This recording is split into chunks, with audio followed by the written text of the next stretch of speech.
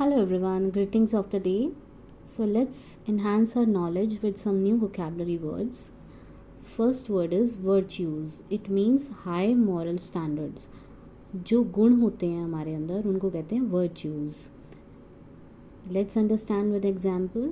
Our parents inculcates all the virtues in us which makes us cultured and well-bred citizens.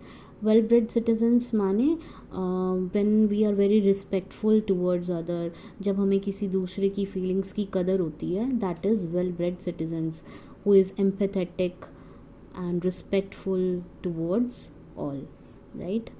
So inculcate माने किसी चीज़ को develop करना, हमारे अंदर डालना और हमारी नॉलेज को इन्हांस करना, राइट?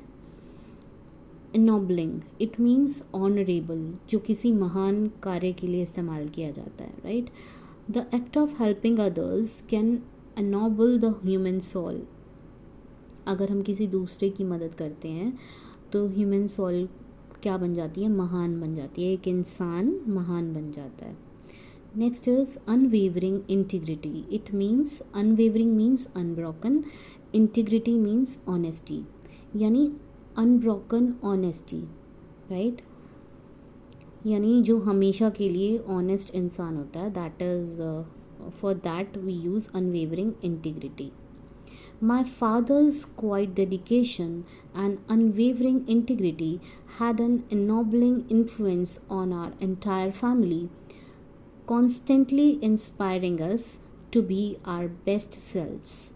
यानी मेरे फादर का जो डेडिकेशन है और जो अटूट ऑनेस्टी है मेरे फादर की, उन्होंने हमेशा हमें, उनके इसी महान व्यक्तित्व ने हमें इन्फ्लुएंस किया है, यानी हमें मोटिवेट किया है, पूरी फैमिली को, कि वो हमें हमेशा मोटिवेट करते रहते हैं ताकि हम लगातार अच्छे काम करते रहें, अपना बेस्ट वर्जन बने, कि लगातार वो हमें इंस्पायर करते हैं कि हम अपना बेस्ट वर्जन बने, यानी अपना बेस्ट सेल्फ्स दें, यानी सर्वश्रेष्ठ दें, सर्वश्रेष्ठ बने, right? Next word is aversion. It means hatred, किसी चीज़ से घृणा करना, किसी चीज़ को नापसंद करना. He had great aversion for show और हिपोक्रेसी, यानी उसे ढोंग और दिखावा बिल्कुल भी पसंद नहीं है और उसको वो हेट करता है, राइट? लाइक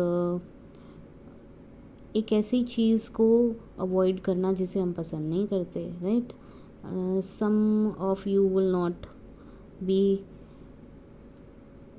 having non-veg, तो what we can say, I have a great aversion for non-vegetarian या non-veg food, right? I have great aversion for non-veg, right?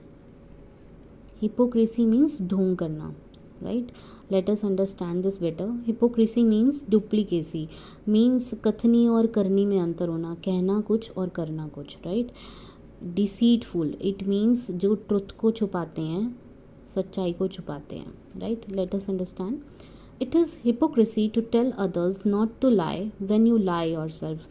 ये एक ढोंगी तो है जो किसी को कहना कि आपको झूठ नहीं बोलना चाहिए पर आप खुद झूठ बोलते हैं, right? It is hypocrisy to tell others to do hard work when you don't do it. किसी दूसरे को कहना कि आप हार्ड वर्क करो जबकि आप खुद नहीं करते हो, right?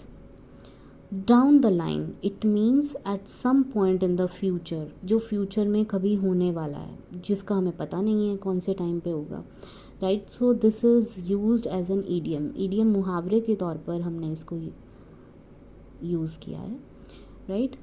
If you do not study well, अगर आप अच्छे से नहीं पढ़ते हैं इवेंचुअली, तो ये आपके लिए ट्रबल क्रिएट करेगा डाउन द लाइन, राइट? तो फ्यूचर में ये आपको दुख ही देगा. If you do not study well eventually you will face trouble down the line, right? Future में आपको कहीं ना कहीं डिफ़िकल्टी होने वाली है अगर आप नहीं पढ़ते तो, right? So I hope that you will recall all the words and will do practice. Thank you. Have a great day ahead.